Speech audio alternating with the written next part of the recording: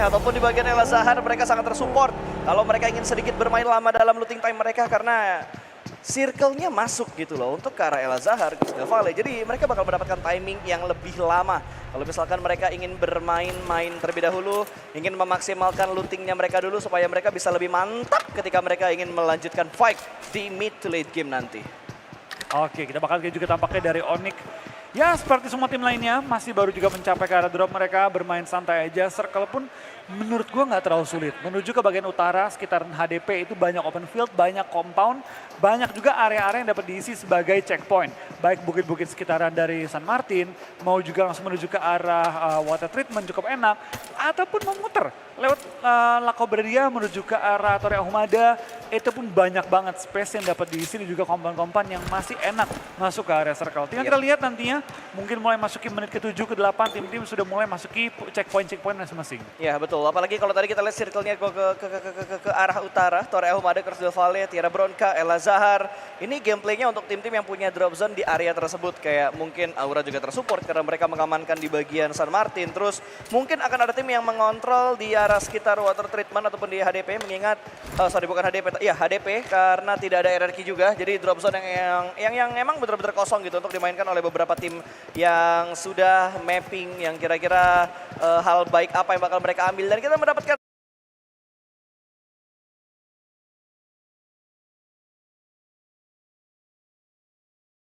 sebuah informasi untuk di kali ini, boom, ada substitution yang terjadi. Iya, tapi kembali mereka memaksimalkan roster mereka, setiap pemain pun selalu diberikan kesempatan di situasi juga map yang berbeda. Tapi kita bakal lihat juga dari Bigetron sejauh ini belum ada gantian pemain. Sejauh 3 game dimainkan belum terlihat bermain ya Pak. Betul, padahal juga ngobrol sama Ikut, lu kenapa nggak main? Kayaknya gue nggak main di game pertama. Tapi ternyata malah terusan, game kedua ketiga malah nggak main juga. Itu dia, kalau menurut gua, kalau punya 5-man roster, keuntungannya bisa selalu melihat situasi, nggak selalu harus textbook. Kalau di Miramar si A main, kalau Erangel si B main.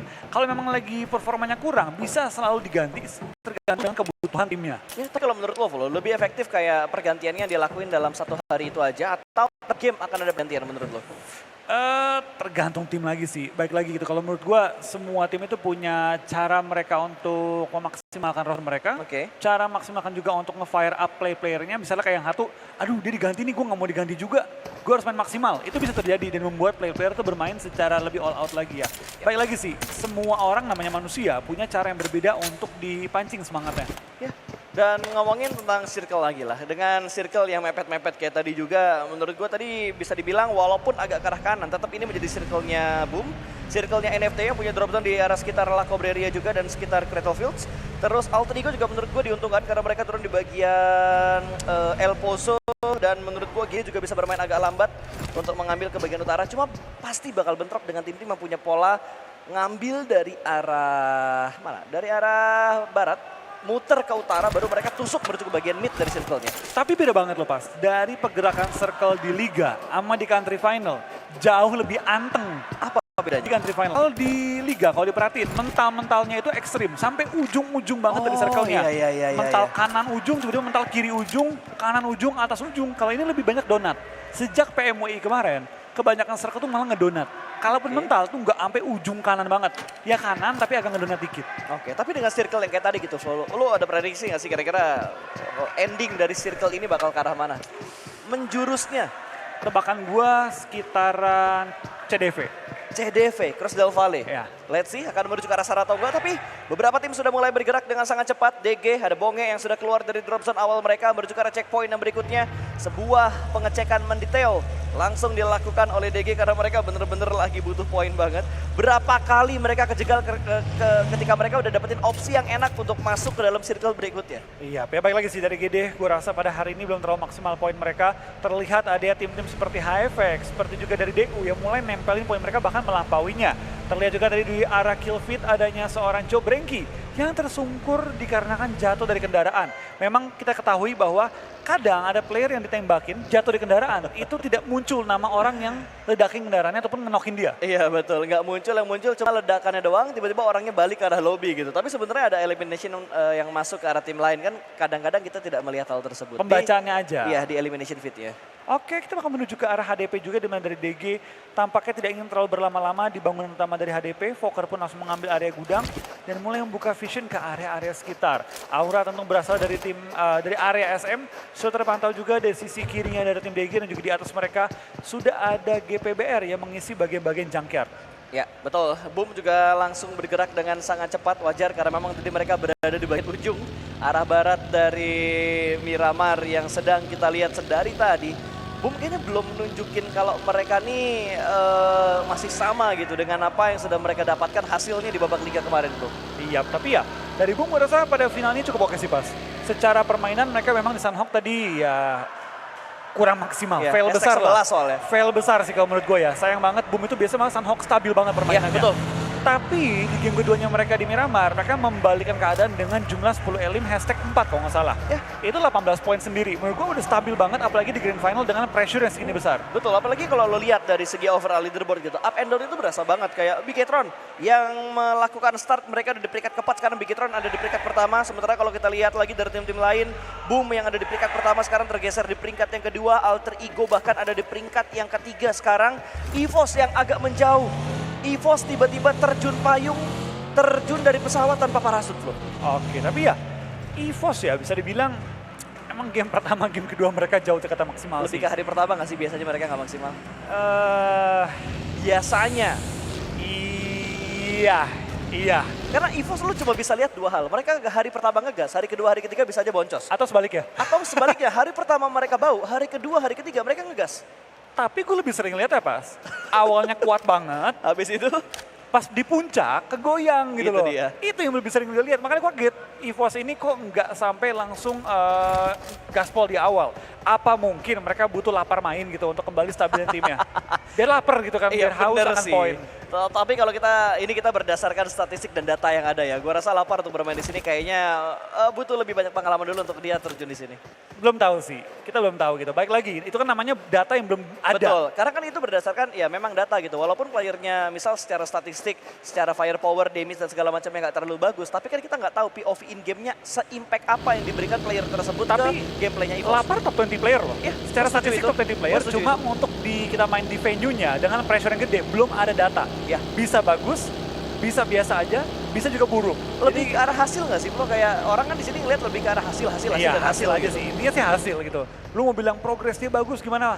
Fans, penonton, caster hanya taunya hasil. Betul. Progres yang lihat manajemen Iya.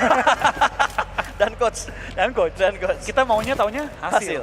Betul, itu yang biasanya dilirik-lirik dan dilihat-lihat juga. Tapi ngelihat update circle yang kedua, lagi-lagi berjuang bagian utara, areanya bener-bener kosong melompong banget loh. DU enak banget. Dia satu-satunya tim yang ada di bagian utara dikarenakan SG nggak lolos. Torea Humada kosong. Ya. Jadi memang DU ini punya ruang geraknya luas banget dan NFT harusnya dengan tahu bahwa nggak ada SG, harusnya langsung mengambil kesempatan untuk menguasai bagian utara dari circle. Tahu bahwa nggak ada orang lagi yang menyaingi dia kecuali DU. Yang cenderung yang ngambil center circle, bukan pojokan circle. Malah menurut gue DU nanti at the end mereka bakal battle di utara bareng sama Bumi Sport. Ini dua tim yang punya bisa dibilang kayak kebiasaan yang sama ketika zonanya condong terus ke arah utara. Mereka selalu mengamankan, ini mungkin mereka terinspirasi dari gameplaynya 4AM. Kalau feeling gua, top 3-nya itu bakal NFT, Boom, DU. Oke, let's see siapa Iya. yang bakal mendapatkan top 3 untuk Yang lain di bakal game fight yang semua ini. di bagian selatan, Bas. Iya bakal sih. bonyok-bonyokan, sisa mereka bertiga gitu kan. Karena jalurnya padat banget, men. Jalurnya padat banget, tinggal sisa mereka bertiga nyantai-nyantai aja. Dari mereka mau ngomong, lah pada kemana? Betul. Mungkin tim yang agak ngeselin nanti, yang suka bersih-bersih menurut gua Geekfam. Karena tadi mereka rotasi dengan super lambat banget. Mereka muter dari arah timur, masuknya belakangan, Flo. Iya, memang Geekfam itu punya ciri khas yang cukup unik. Tapi Wow. lihat, dengan senjata Rambo Rambo. kali 6. Bisa menembak orang dengan begitu akurat, menumbangkan pemain lawannya. Wow, Dicatat ya. Itu Rambo. Ram. Gokil. Itu mainannya Dona soalnya lebih ternyata baik. Masih terjadi di mana Rosemary berusaha untuk mendapatkan sebuah trade talk menuju ke arah Bigetron. Tapi Bigetron, posisi mereka benar-benar aman sejauh ini. Bahkan pergerakan sudah mulai dibangun oleh Hans For You. Sedikit melipir menuju ke arah sebelah kiri. Ingin mendapatkan sebuah angle free shot. Tapi gundukan yang dimiliki sama Bigetron ini perfect position banget dari GPX. Tapi nggak tahu dari tim lain. Mungkin bisa terbuka. boleh. Kita bakal kayaknya juga dari tim GPX, dapatkah mereka menumbangkan di Megatron yang tampaknya sedang cukup on fire kali ini? GPX tampaknya hands for you, kena granatnya untuk seorang Mesiri. Apakah bakal tempel? Langsung ditempel, langsung ada backup juga kan dari GPX lainnya? Nampaknya yes. Kita bakal dari GPX sudah pegang high ground advantage menghadapi Megatron yang hanya bisa mengandalkan smoke setup yang mereka miliki. Luxi menjadi kunci bagi tim BTR untuk menumbangkan tim GPX karena dia menjadi si pemain jarak jauhnya, tapi dia pun hampir tertumbangkan dan hanya menyisakan 2 first aid kit dengan helm yang tinggal disenggol, disentil, pecah itu helm. Ya, dan lu lihat tadi counter shoot yang benar-benar on point banget dari kedua pemain tersebut. Wah, Bahkan hampir. kali ini low HP Luxi, tapi masih bisa mundur ke bagian belakang tentunya karena Hands for You masih menyisakan beberapa peluru untuk dilewatkan. Mendapatkan knockdown tadi menuju ke arah pemain dari Bigetron.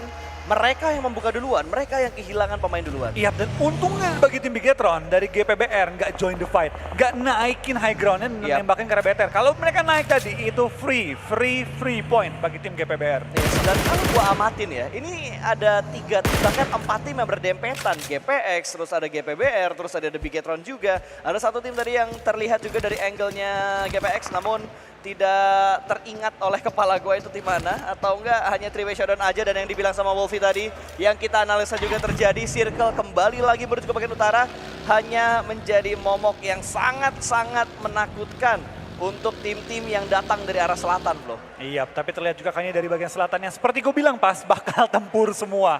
Bener-bener bakal tempur suara, dan harusnya dari Boom, dari DU, dan juga dari tadi tim... Oh ya lupa ya, Boom, DU sama satu lagi tadi yang ada di tengah lo bilang itu NFT.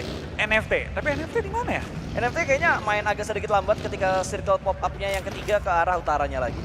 Sayang banget sih, karena kan mereka dari Lakobre harus bisa mengambil bagian-bagian utara circle-nya. Mereka udah di WT tadi. Iya di WT, tapi WT tengah-tengah jadinya. Iya, dan mereka sedikit terlambat terbalap oleh tim-tim lain yang bergerak lebih cepat, tapi tiba-tiba Jones dapetin satu pemain dari Geekfam. Audrey tumbang di ladang yang terbuka, tapi tidak langsung dipulangkan ke dalam lobby karena angle sedikit tertutup. Sementara Geekfam masih mencari pemain-pemain dari BNW yang menembak mereka. 2 pemain terjebak di bagian sebuah compound. Ini akan sangat sulit untuk menyelamatkan seorang Audrey, tapi masih ada upaya untuk menyelamatkan Audrey yang sedang terknockdown saat ini. Iya, kita bakal lihat juga tampaknya dari tim Geekfam bakal terus dihujani dulu oleh seorang Nyong yang kali ini mengambil prone position untuk mendapatkan best angle shoot ke arah Geekfam, tapi malah Flux yang tertumbangkan dan membuatkan ini dari BNW harus sedikit regroup, harus kembali merevive temannya yang sudah split begitu jauh. Itu satu peraturan yang harus diikuti. Iya, Nomor 1 ketika nge-split jangan kenok. Ya betul sekali, tapi tiba-tiba Bigetron terpotong oleh tim Aura, di mana Rosesi kali ini membalaskan dendam karena tadi mereka bentrok di Miramar yang pertama. 1 tumbang dari Bigetron dipulangkan ke arah lobby, 2 pemain tersisa di menit ke-14 untuk BTR kali ini. Iya, Bigetron kembali hanya misalkan 2 pemain mereka, tapi lihat di lain sisi dari Flux, di Lindes yang dipulangkan ke arah lobby. BNW pun kehilangan salah teman bintang mereka, dan Red Face kali ini sudah bahkan kembali targetnya dan bahkan dipulangkan ke arah lobby. Okta harus menyaksikan 3 pemain lainnya di timnya melanjutkan pertandingan kali ini. Ya, dan tadi gue ngeliat kayaknya ada sniper AMR yang dipunya sama seorang Red Face. Itu sniper yang sangat gila banget. Walaupun cuma 5 peluru, tapi ajaib Bin Laden itu sih. Itu mobil lewat, dar, meleduk langsung. Iya, 2 bebek tang lobby. Oke. Selesai. Udah nggak bisa di revive lagi, apalagi meledaknya di dalam mobil. Oke, kita bakal juga pakai dari tim Onyx. Sudah mulai kembali mengusir tim BPX rotasi tepat di depan dia. Tapi Cleon kayaknya tahu bahwa chance dia menumbangkan player dengan kendaraan yang melaju depan-depannya itu kecil banget. Sehingga dia lebih milih untuk nahan. Tapi keputusan dia akankah worth it atau enggak. Karena sekarang Blue Zone pun mulai menghimpit dia. Tapi bahkan dari GPX nggak sadar dia akan keberadaan dia. Tapi diputerin. Lu lihat di bagian minimapnya diputerin. Berarti dari GPX mereka sadar kalau ada 1 atau ya 2 pemain.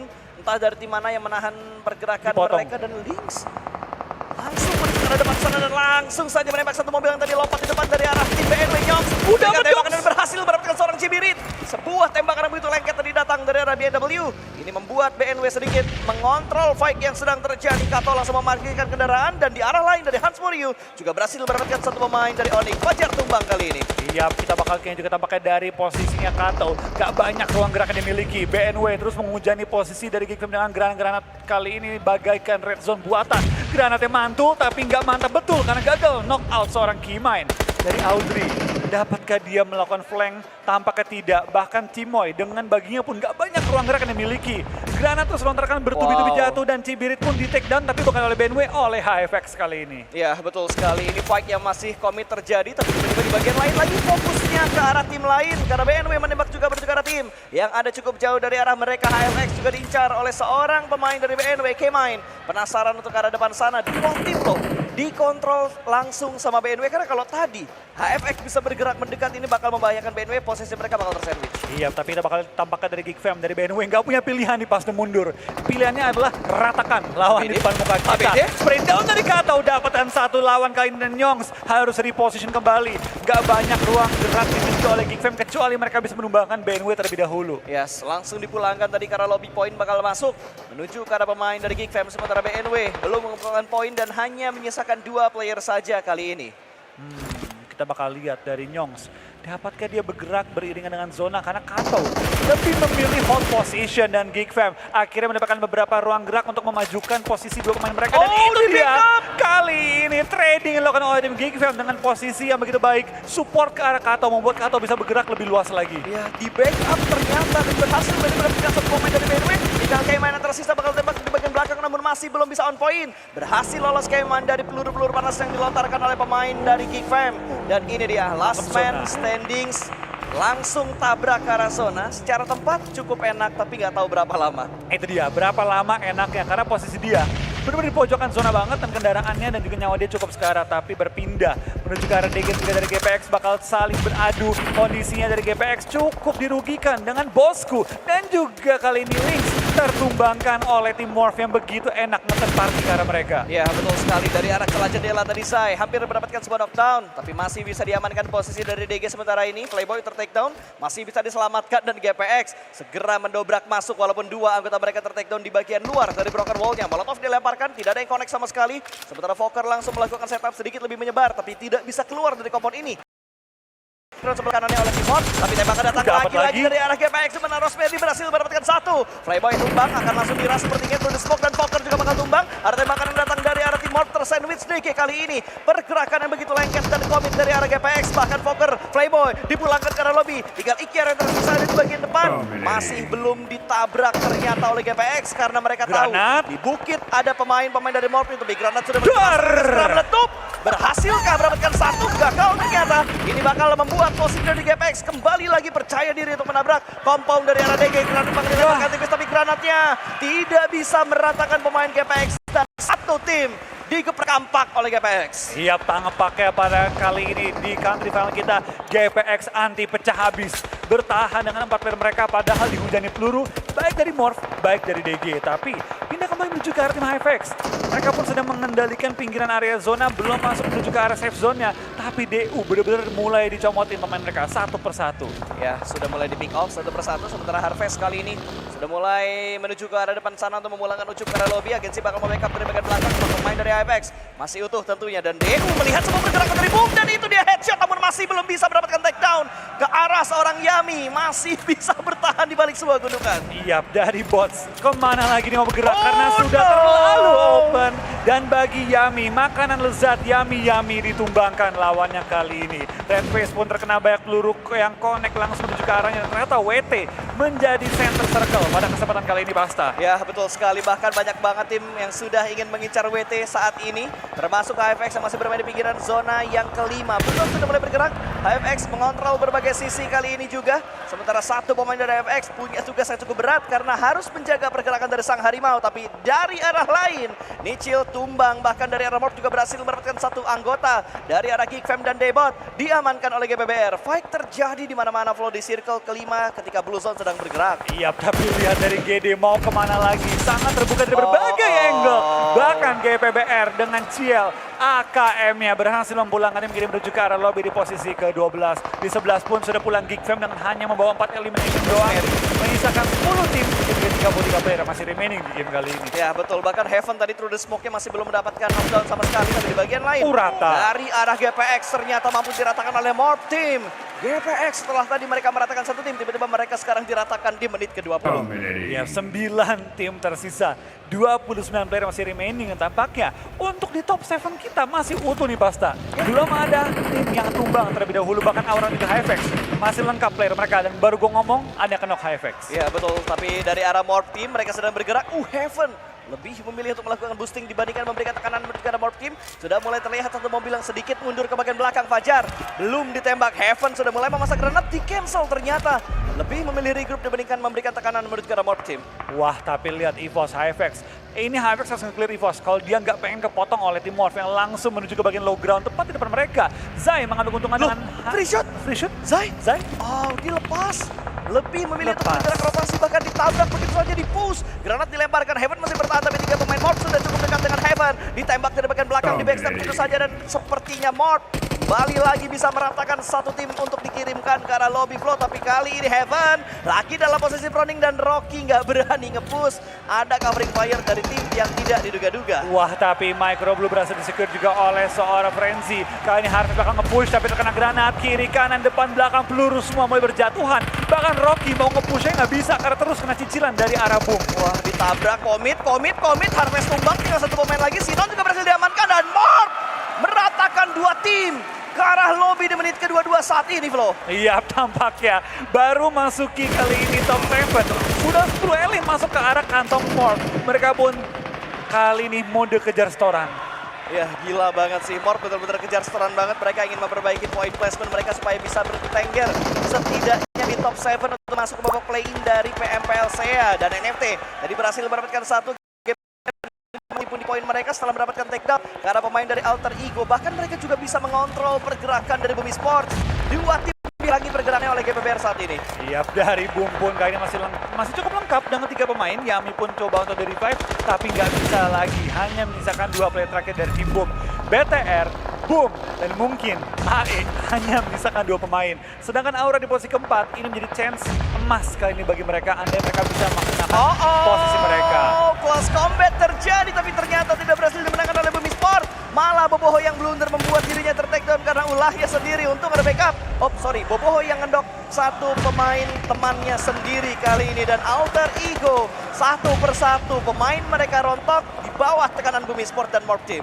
Iya, tampaknya dari Alter Ego nggak banyak ruang gerak mereka miliki. Boom berhasil mendapatkan Shake, tapi Shake pun nggak masuk ke arah zona karena Morph bakal langsung datang untuk mengganggu pergerakan mereka. Dari GPBR bakal maju dan tampaknya Alter Ego pulang ke arah lobby di posisi ke-7 dengan 0 elimination. Ya betul, tapi fight masih terjadi di mana Boboho bakal menahan Morph seorang diri, langsung ditabrak. Begitu saja.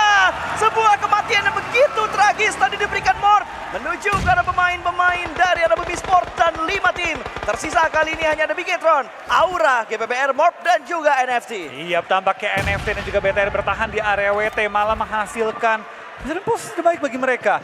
BTR tinggal menyisakan 2 pemain tapi tidak membuat mereka gentar untuk berhadapan dengan tim NFT yang masih punya 4 pemain di sisi mereka. Ya, mungkin ini tag team Flow. Setelah tadi kita ngelihat combo antara Luxi dan juga Miseri, sekarang kita bakal melihat combo antara Zuxi dan juga Genfos. Ya, tapi ternyata GPBR pas setelah melalui beberapa situasi yang sulit masih bertahan dengan 3 player yang menurut gue masuk late game ini adalah situasi yang cukup baik bagi mereka. Tapi Morph, NFT, Aura lengkap 4 player mereka. Ya, tinggal melihat nanti ending circle-nya bakal berjuga bagaimana karena NFT juga sedang menahan pergerakan dari Aura yang ada di seberang sana. Belum bisa mendapatkan takedown sama sekali karena Aura masih utuh dengan 4 pemain mereka, sementara Morph akan menghadapi GPBR di sekitar mereka. Granat dari Hades sudah mulai dimasang, bakal dilemparkan menuju ke arah Morph. Tim kali ini bakal segera meletup balon hijau. Namun masih belum bisa mendapatkan takedown. Saling beradu rasakan namun masih belum ada takedown di antara kedua tim ini. Iya, dari Fajar masih berliku-liku juga melihat dan mencari informasi di sekitaran area perbukitan. Tapi di bawah mereka juga ada tim-tim yang lagi nunggu break momen mereka. Dan ini dia momen dijajari oleh tim GPBR. Dapat satu knock menuju ke arah Rocky, langsung di-end oleh Hades. Akankah dari GPBR nge-push? Dan yes, mereka bakal nge-push menuju ke arah Morph. Dan dari tadi kelihatan kokoh, sekarang terlihat dalam bahaya yang besar karena 2 pemain mereka langsung dipulangkan ke arah lobby. 3 pemain dari GPBR langsung terabas masuk menuju ke arah pertahanan dari Morph Team. Tidak ada backup fire dari 2 anggota Morph yang lainnya. Dan membuat Morph kali ini pincang sama seperti Bigetron, hanya menyisakan 2 anggota saja. Iya, tapi GPBR, Aura sama-sama ingin menjepit Morph di pinggiran area zona. Morph sayang sekali nggak masuk ke arah zona sehingga mau nggak mau mereka harus nge-push ke depan sekarang menuju ke arah tim Aura. Ya betul, ini Aura yang sudah mengontrol zonanya, cukup dekat dengan Morph Team tapi belum ada commit fight di antara kedua tim itu. Namun dari arah Genfos, dia berhasil mendapatkan satu pemain namun trap terjadi dengan sangat cepat di mana sana Spavel berhasil mendapatkan seorang Genfos dan belum ada backup dari seorang Zuxi. Di bagian belakang ada yang sudah mulai mengintai, tapi Drone masih mencari keberadaan satu pemain Big Drone yang tersisa. Drone Smoke sudah mulai dilakukan namun masih belum bisa mendapatkan hasil yang maksimal. Zuxi begitu sabar melakukan sebuah lean pick, menunggu timing yang tepat, tapi Rosesi dia sadar ternyata, dan Big Drone dipulangkan ke arah lobby. Ya, tampaknya dari Aura langsung menerobos, coba untuk membongkar pertahanan lawan. NFT masih akan juga, dan GBBR tahu bahwa ini lagi rusuh, lagi ribut, lagi chaos. Saatnya gue turun dan cari posisi di area-area tengah akhir. Swap pun mendapatkan seorang Jaxi. Jaxi tertumbangkan, hanya menyisakan kali ini 3-2 member bahkan dari tim Aura yang bertahan, dan Morph masih ada Zai yang lagi menunggu, yang bersabar untuk kesalahan yang dibuat oleh tim-tim sekitarnya. Ya betul, Zai akan sangat bersabar untuk mendapatkan best placement bagi Morph Team. Tapi di bagian lain dari Gremory berhasil dapetin satu. Rosemary tumbang kali ini, mengontrol ke bagian bawah. Chill bisa dia mendapatkan sebuah finishing, namun ternyata datang tembakan dari arah tim NFT. Tidak bisa fokus ke arah tim Aura karena NFT juga mengganggu dari bagian kanan GBBR. Tapi lihat dari Aura begitu mengganggu ke arah tim GBBR menggunakan cekungan yang mereka miliki dengan posisi yang begitu maksimal. GBBR mau nggak mau kalau mau lawan bawah harus dapetin knock melalui granat. Granatnya kalaupun ada harus connect menuju ke arah Batman juga Ramones. Tapi sayangnya dari Gremory sendiri tidak memegang granat, hanya 6 smoke. Kalau kayak gitu butain vision NFT. Ya, dan lo tahu Flo, ini sama seperti game sebelumnya tadi di mana Aura menjadi pengganggu tim-tim yang lagi fokus dalam melakukan setup. Oke, kita bakal lihat kali ini NFT. Mereka posisi cukup enak bagian low ground. Aura split 2-1 bahkan dengan posisi mereka miliki. Tapi Jason harus kembali menutup angle shoot lawan agar tidak tertangkap. Tapi malah no mercy.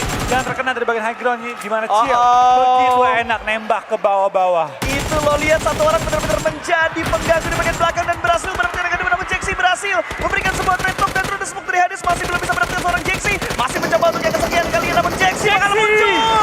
Jaxi make a play. Jaxi mendapatkan satu persatu pemain dari GBBR saat ini, dan Zai kembali lagi muncul dan menjadi pelakor. Zai Kali ini Zai tinggal 4 lawan lagi. 14 elim digantung oleh seorang Zai. Dapatkah dia memaksimalkan kesempatan kali ini, Basta?